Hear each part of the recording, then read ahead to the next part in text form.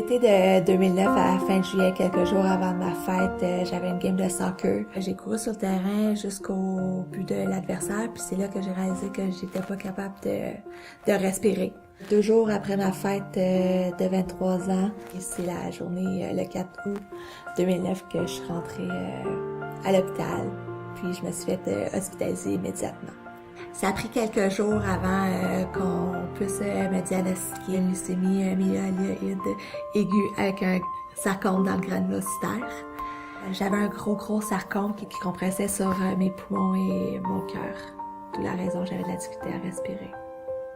Pendant 3 semaines, 2 fois par semaine, j'ai eu un traitement de chimio directement dans la moelle osseuse à Sherbrooke.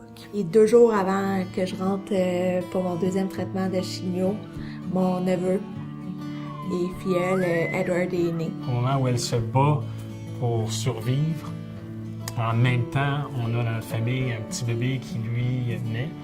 Donc, la venue d'Edward dans notre monde a été un véritable baume pour Jennifer, mais pour toute la famille. Suite aux 2 traitements de chimio que Jennifer a eu, on a appris qu'elle aurait besoin d'aller effectuer une greffe de moelle osseuse à Montréal, à l'hôpital de Maisonneuve-Rosemont. Et on a découvert, suite au test, que mon frère Mathieu était 100% compatible avec moi. Je considère aujourd'hui que c'est probablement l'action la plus importante que j'ai faite et que je vais probablement faire pour toute ma vie. Les 24 heures qui ont suivi la greffe, tout allait bien, tout allait beau, mais après ça, c'est là que les complications se sont mises à venir.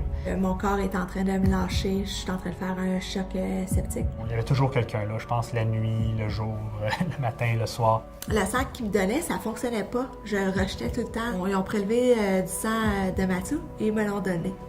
Et c'est à ce moment-là que il paraît que j'ai recommencé à prendre du vif après la transfusion du sang de mon frère. Sans l'équipe de Maisonneuve-Rosemont, tant l'équipe en hémato-oncologie que l'équipe des soins intensifs, sans eux, je serais pas là aujourd'hui. Puis ils se sont battus pour moi, ils m'ont donné des soins incroyables. À ce jour, je profite de la vie, je vois mes amis, je vois ma famille, je joue au soccer, je travaille, puis je profite de tous les moments, j'essaie de voyager le plus possible et de ne pas manquer aucun événement.